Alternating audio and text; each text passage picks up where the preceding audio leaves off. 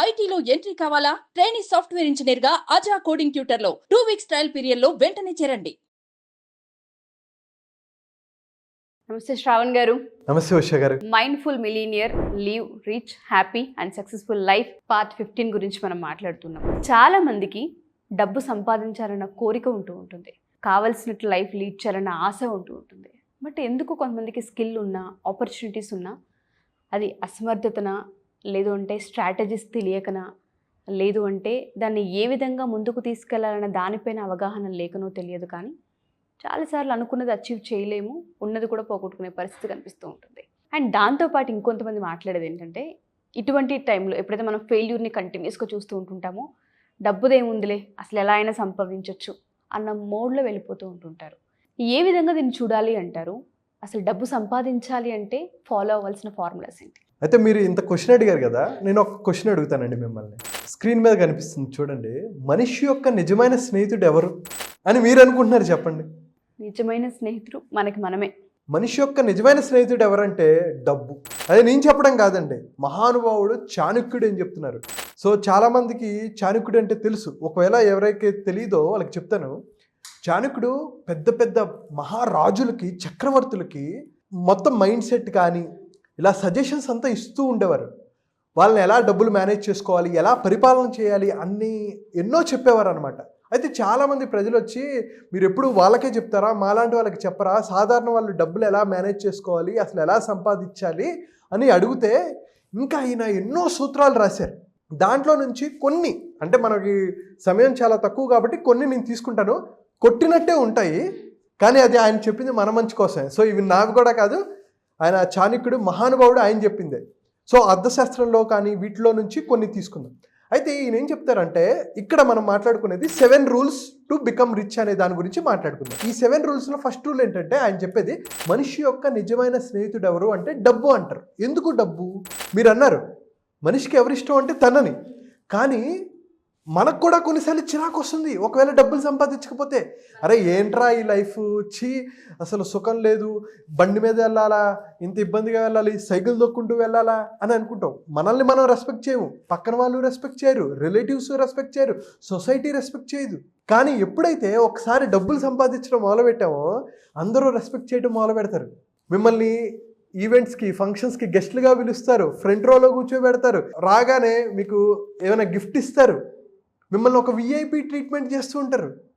So డబ్బు అనేది లేకపోతే నీకు రెస్పెక్ట్ చేయరు అని చెప్పి డైరెక్ట్గా చెప్తున్నారు. సెకండ్ పాయింట్ ఏం చెప్తారంటే, మీకు డబ్బు లేకపోతే అడవిలో నివసించడం మంచిది అంటారు. వెళ్ళిపో, అడవిలోకి వెళ్ళిపో, అక్కడ ఉండి ఆకులు, అలములు, పళ్ళు తినేసేయి. ఎందుకంటే ఇక్కడ వాళ్ళు ఎవరు నిన్ను గౌరవించరు. నిన్ను గౌరవించకపోతే నీకే చిరాకు వస్తుంది. నీ వైఫ్ కూడా అరే నన్ను సుఖపెట్టట్లేదు, నన్ను సంతోషపెట్టట్లేదు, నాకు కంఫర్ట్స్ ఇవ్వట్లేదు అని చెప్పి తిట్టుకుంటూ ఉంటుంది. పిల్లలు కూడా సరిగ్గా చదివించకపోతే వచ్చి మా నాన్న ఇంతేలే అని చెప్పి అప్పటి వరకు హీరోగా అనుకున్న వాళ్ళు కూడా నిన్ను జీరోగా చూడటం మొదలు పెడతారు. రిలేటివ్స్ నిన్ను తక్కువ చూడటం మొదలు పెడతారు, సొసైటీ తక్కువగా చూడటం మొదలు పెడుతుంది. అంతెందుకండి, రీసెంట్గా లక్కీ భాస్కర్ అని సినిమా వచ్చింది. దాంట్లో ఒక చిన్న సీన్ ఏంటంటే, దుల్కర్ సల్మాన్ ఒక గోల్డ్ షోరూమ్కి వెళ్తారు. అక్కడ డైమండ్స్ కొనడానికి. అంటే అక్కడికి వెళ్తే ఎవరు ఏది కనీసం ఏమి పట్టించుకోరు, ఏది జ్యూస్ కూడా ఇవ్వరు. అయితే ఈయన ఏం చేస్తాడంటే లేచి వాటర్ తాగుతాడు. వాటర్ తాగగానే కొంతమందిని అబ్జర్వ్ చేస్తాడు. ఎవరైతే పెద్ద కారులో వచ్చారో వాళ్ళ కారు కీ తీసుకొని లోపలికి పంపించి అంతా చేసి వాళ్ళకి జ్యూసులు అంతా ఇస్తారు. ఇది ఈయన తట్టుకోలేడు. అయితే ఇంకొక ఆయన ఏమంటాడంటే, వాళ్ళ ఒంటి మీద 2 గ్రాముల బంగారం కూడా లేదు, వాళ్ళు డైమండ్స్ ఎలా కొంటారని నువ్వు అనుకుంటున్నావు అని అనగానే ఈయన కోపం వచ్చేసి వెంటనే వెళ్ళి 16 లక్షల కారు కొనుక్కొని రాగానే అప్పటి వరకు అవమానించిన వాళ్ళు, అప్పటి వరకు తక్కువ చూసిన వాళ్ళు ఇమ్మీడియట్గా ఆ రోజే గంట తర్వాత కారు కొనుక్కొని వేసుకొని వస్తే అందరూ షాక్ అయిపోతారు. అరే ఇంత పెద్ద కారు వచ్చింది ఎవర్రా అని చెప్పి చూస్తే ఈయన. అంతవరకు చిన్న కారులో వచ్చిన అతను ఒక్కసారిగా 16 లక్షల కారులో వచ్చేసరికి, అంటే ఎప్పుడో స్టోరీ కాబట్టి అప్పట్లో 16 లక్షలు అంటే ఎక్కువ కదా, అందరూ గౌరవించడం మొదలు పెడతారు. వచ్చి గోల్డ్, డైమండ్ కొనేస్తారు. ఆయన అదే అంటారు, నేను నగలు కొనడానికి వాడి అహంకారాన్ని కొనడానికి వచ్చాను, గౌరవాన్ని కొనడానికి వచ్చాను అన్నట్టు చెప్తారు. సో డబ్బు అనేది మన లైఫ్లో అంత ప్రాముఖ్యత. అయితే డబ్బే లైఫ్ అని నేను చెప్పడం ఇది ఉద్దేశం కాదు. డబ్బు ఖచ్చితంగా మేజర్ రోల్ ప్లే చేస్తుంది అని నేను చెప్పడానికే, ఈవెన్ నేను చెప్పడం కాదు, చాణక్యుడు కూడా చెప్తున్నారు. అయితే థర్డ్ పాయింట్ ఏంటంటే, ధనవంతుడిని తెలివైన వాడిలాగా పరిగణిస్తారు. చూడండి, కొంతమంది చిన్నప్పుడు చదువు అవ్వదు, కానీ వాడు లైఫ్లో సక్సెస్ అయ్యి కొంత డబ్బులు సంపాదిస్తే చాలా తెలివైన వాడు అంటుంటారు. ఏమంటారంటే వీడికి చదువు అవ్వలేదు కానీ తెలివైనవాడు. నీకు తెలివితేటలు ఉన్నారా? నాకు తెలుసు, నీకు నువ్వు సంపాదించగలిగే శక్తి ఉంది, నాకు తెలుసు, నీలో టాలెంట్ ఉంది అని చెప్పి అంటూ మొదలు పెడతారు. నీకు తెలివైన వాడివిరా, నువ్వు చిన్నప్పుడు చదువు అంటే ఎవరు చెప్పలేదు అని అంటూ ఉంటారు అనమాట. ఇదంతా ఈ 3 పాయింట్లు ఏంటంటే మనం ఎందుకు డబ్బులు సంపాదించాలి, వై అనే రీజన్ తెలుసుకోవాలి. డబ్బు మంచి స్నేహితుడు అండ్ అలాగే నిన్ను ఎవరో గౌరవించరు, నువ్వు అడవిలోకి వెళ్ళిపో అంటున్నారు అండ్ అలాగే ప్రజలు నిన్ను తెలివైన వాళ్ళగా పరిగణిస్తారు. అయితే ఇక్కడ ఏంటంటే ఎవరు ధనవంతులు కావాలి? చాణక్యుడు ఒక అద్భుతమైన లైన్ చెప్తారు. ఎవరు ధనవంతులు కావాలి అంటే నువ్వు మంచివాడివా, నువ్వు ఇంకా ఎక్కువ డబ్బులు సంపాదించు అంటారు. ఎందుకంటే ఒక ఎగ్జాంపుల్ ఏం చెప్తారంటే, ఫర్ సపోజ్ ఒక సముద్రం ఉంది, సముద్రపు నీరు ఉప్పుగా ఉంటుంది, ఎందుకు పనికిరాదు, తాగడానికి పనికిరాదు. కానీ ఆ నీరు ఆవిరయ్యి మేఘం వర్షంలాగా కురిపిస్తుంటుంది, మనం తాగడానికి, స్నానం చేయడానికి, వాడుకోవడానికి, తర్వాత పంట పొలాలకి ఉపయోగపడుతుంది. చిన్న చిన్న లేక్స్, రివర్స్, నదులు ఇవన్నీ నిండుతూ ఉంటాయి. ఎక్కువైన నీరు మళ్ళీ వచ్చి సముద్రంలో జాయిన్ అవుతుంది. అంటే ఇదంతా ఒక ప్రాసెస్ కదా. ఒక పనికిరాని నీరుని ఎన్ని రకాలుగా ఎన్ని వేల మందికి పంట పొలాలకి ఉపయోగపడి, మళ్ళీ దాని నుంచి ధాన్యం వల్ల ఎన్నో వేల మందికి ఉపయోగపడింది, ఎన్నో లక్షల మందికి ఉపయోగపడిందే ఆ నీరు. అలాగా నువ్వు డబ్బుండి నువ్వెందుకు సేవ చేయకూడదు? నువ్వు మంచివాడివి కదా, డబ్బు ఎక్కువ సంపాదించు, ఎవరైనా పేద పిల్లలకు ఉపయోగపడచ్చు, అనాథ శరణాలయాలకు. మనం ప్రీవియస్ వీడియోలో కూడా మనం దీని గురించి మాట్లాడుకున్నాం. సో నువ్వు మంచివాడివి అయితే ఇంకా ఎక్కువ డబ్బులు సంపాదించు, అది మంచి దారిలో వెళ్తుంటుంది.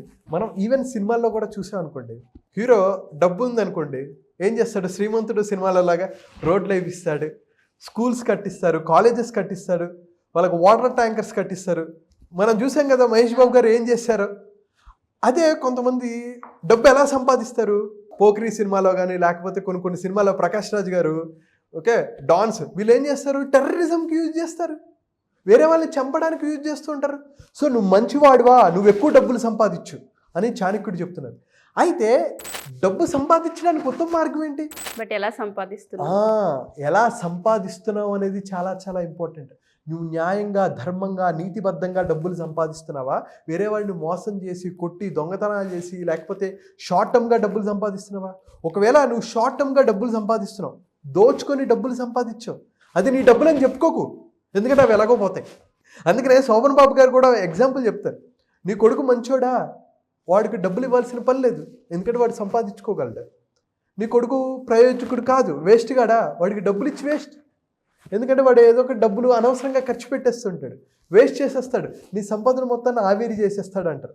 ఇక్కడ ఉత్తమ మార్గం ఏంటంటే చాలా రకాలు ఉన్నాయి. Skill set, mind set, different skills ఉన్నాయి. ఒక స్కిల్ మీరు పట్టుకోండి. ఏ స్కిల్ పట్టుకుంటారో? మీకు కోడింగ్ అంటే ఇంట్రెస్టా?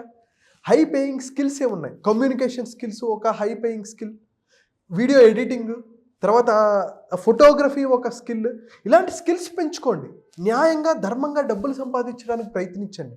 వాటిని మీరు కాంపౌండ్ అయ్యేటట్టు ఎక్కడ ఇన్వెస్ట్ చేయాలి, ఎక్కడ పెడితే నీ డబ్బులు రిటర్న్ అవుతాయి?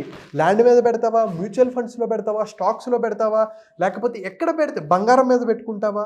ఎక్కడ పెట్టుకుంటావో పెట్టుకో, దాన్ని న్యాయబద్ధంగా నువ్వు రైజ్ చేసుకో, పెంచుకో అని చెప్తున్నారు. ఇది నా ఫేవరెట్ అండి. మీరు సంపాదించేటప్పుడు 1000 సంవత్సరాలు జీవిస్తున్నట్లు సంపాదించండి. విరాళం ఇస్తున్నప్పుడు ఇదే ఆఖరి నిమిషం, ఇదే అన్నట్టు మీరు జీవిస్తున్నట్లు మీరు దానం చేయండి అంటారు. మనం ఎంత అనుకుంటాం? 60 సంవత్సరాలు, 70 సంవత్సరాలు మనం ఏమైనా పైకి తీసుకెళ్తాం అంటారు. ఆయన మాత్రం గట్టిగా చెప్తాడు, సంపాదిస్తున్నావా 1000 సంవత్సరాలు బ్రతుకుతున్నట్టు సంపాదించు, అమ్మో ఇంకా ఉంది, ఇది సరిపోదు అని సంపాదించాను. దానం చేసేటప్పుడా ఇదేరా ఇంకా ఉండవు, ఏం చేసుకెళ్తాం అని చెప్పేసి పెట్టుకో, ఆ మైండ్ సెట్. సో ఇదంతా మైండ్ సెట్ అండి, ఇదంతా సైకాలజీ గేమ్. డబ్బు అనేది ఎమోషన్. అత్యవసరం కోసం డబ్బుని ఆదా చేయండి. రోజులు ఎప్పుడూ ఒకేలా ఉండవు. కొన్ని రోజులు మనకి అద్భుతమైన సక్సెస్ వస్తుంది, డబ్బు ఉంటుంది, అందరూ మనతో పాటు ఉంటారు, హెల్త్ అంతా బాగుంటుంది, అప్పుడు మనకి డబ్బు అవసరం అంత తెలియకపోవచ్చు. కానీ ఒకసారి హాస్పిటలైజ్ అయినా, పిల్లల చదువులకు కానీ, తర్వాత కాలేజీలకు కానీ, పెళ్ళిళ్ళకి కానీ, వీటన్నిటికీ అవసరం అవుతాయి. ఒక హాస్పిటల్కి తీసుకెళ్ళాలి, ఎంతో ఖర్చు అవసరం అవుతుంది. సో లేదు, జాబ్ పోతుంది. ఇదంతా నెగిటివ్ అని అనుకోవద్దు. మనం కీడెంచి మేలెంచమంటారు పెద్దవాళ్ళు. అరే నా దగ్గర డబ్బులు ఉన్నాయని చెప్పి విపరీతంగా ఎంజాయ్ చేసే బదులు, ఏమో నా జాబ్ ఇలానే ఉండకపోవచ్చు, ఇంతే హ్యాపీగా నేను ఉండకపోవచ్చు, బ్యాడ్ సిచ్యువేషన్ జరుగుతాయి, నాకు రోగాలు రావచ్చు, ఏమైనా జరగచ్చు, అని అనుకొని కొంత డబ్బులు సేవ్ చేసుకుంటే మంచిదేగా. అలా అని చెప్పి ఎప్పుడు నెగిటివ్గా ఉండమని కాదు. సో మళ్ళీ లా ఆఫ్ అట్రాక్షన్లో కొన్ని కాన్సెప్ట్స్ ఉంటాయి, అసలు నెగిటివ్గా ఆలోచించొద్దు అని అంటారనమాట. అసలు టర్మ్ ఇన్సూరెన్స్లు తీసుకోవద్దు, ఇన్సూరెన్స్లు అనేవి తీసుకోవద్దు అంటూ ఉంటారనమాట. ఎందుకంటే నువ్వు దాన్ని అట్రాక్ట్ చేస్తావని.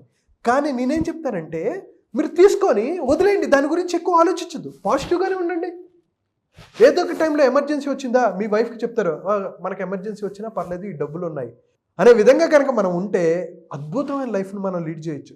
ఖచ్చితంగా డబ్బు అనేది ఒక అద్భుతమైన ఎనర్జీ, ఒక ఫ్లో, ఒక రివర్ ఎలాగైతే పారుతుందో డబ్బు కూడా అలా ప్రవహించాలి. మనం సంపాదించాలి, చారిటీ చేయాలి, వేరే వాళ్ళకి హెల్ప్ చేయాలి, బిజినెస్లు పెట్టాలి, దాని నుంచి ఎంతోమందికి ఉపాధి కల్పించాలి, ఎన్నో చేయొచ్చు.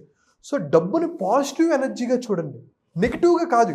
అవును, మనం చూసాం కొంతమంది నెగిటివ్ పీపుల్ ఉన్నారు, దాని నుంచి వాళ్ళు పాడైపోయారు, లేకపోతే ఎన్నో కారణాలు ఉండుండొచ్చు. కానీ ఒక డబ్బుని పాజిటివ్గా చూసి మనం సంపాదించి, ఇందాక ఏదైతే నేను 7 స్టెప్స్ చెప్పానో అలా చేస్తే అద్భుతమైన ఫలితాలు వస్తాయి.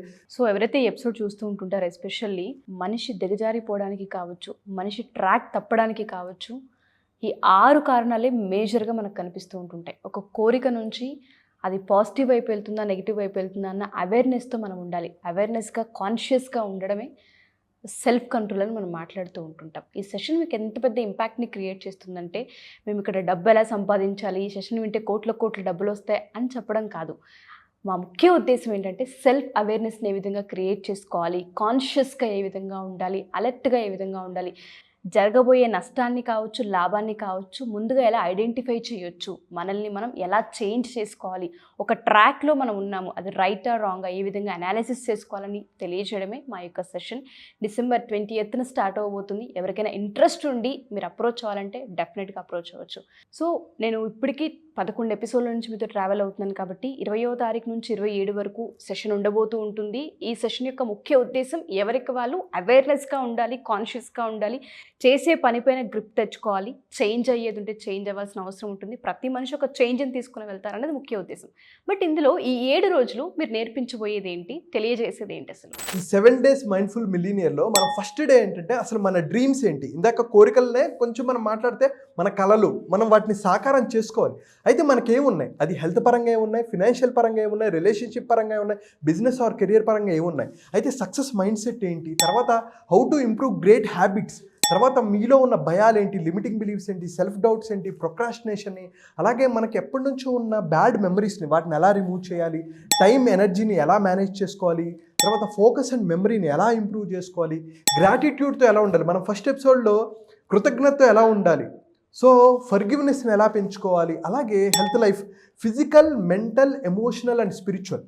మనకేంటంటే ఫిజికల్ కనిపిస్తుంది కానీ ఈ మెంటల్, ఎమోషనల్, స్పిరిచువల్ కనపడదు. సో వాటి గురించి, ఫినాన్షియల్ లైఫ్ గురించి, రిలేషన్షిప్ లైఫ్ గురించి, business or career, stress and sleep management. మనం 1/3 ఆఫ్ లైఫ్ మనం నిద్రపోతాం. ఎవరు నిద్ర గురించి నేర్చుకుంటున్నారు, క్వాలిటీ ఆఫ్ స్లీప్ని ఎలా బెటర్ చేసుకోవాలి, ఎందుకు బెటర్ చేసుకోవాలని ఎవరు మాట్లాడట్లేదు. దాని తర్వాత సెల్ఫ్ అవేర్నెస్ని, బిలీఫ్స్ని, సెల్ఫ్ కంట్రోల్ని, డిసిప్లిన్ని ఎలా ఇంప్రూవ్ చేసుకోవాలి. అండ్ అలాగే వీటితో పాటు మన మైండ్ఫుల్ సెషన్స్, మెడిటేషన్ సెషన్స్ కూడా ఉంటాయి. ఖచ్చితంగా కొంతసేపు మెడిటేషన్ చేయాలి. మనం బ్రెయిన్ని గామా వేవ్స్ రేంజ్కి తీసుకెళ్తాం. అదంతా నేను సెషన్స్లో చెప్తాను. అద్భుతమైన రిజల్ట్స్ వస్తాయండి. Result oriented.